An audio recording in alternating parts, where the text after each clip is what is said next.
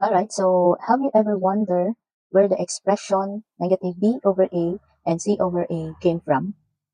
Wherein it is for you to find the sum and product of the roots of quadratic equation. Now, let's start with the quadratic formula. If you still remember the quadratic formula, we have x is equal to negative b plus minus square root of b squared minus 4ac over 2a.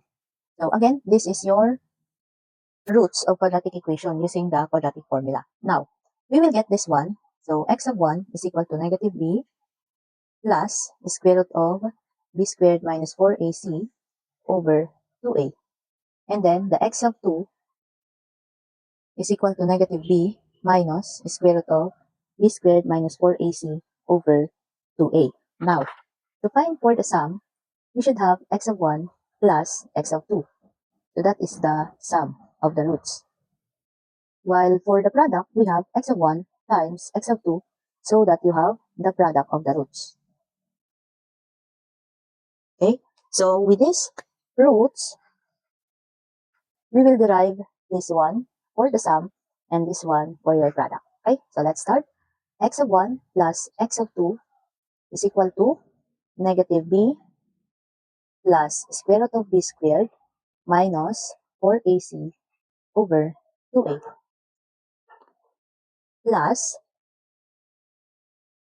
negative b minus square root of b squared minus 4ac over 2a. Okay, so this is your operation since this is addition. Okay, so as you can see, we have the same denominator.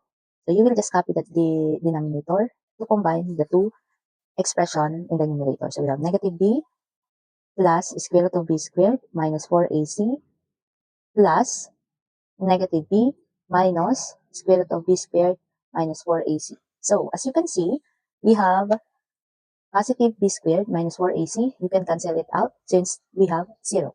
Okay.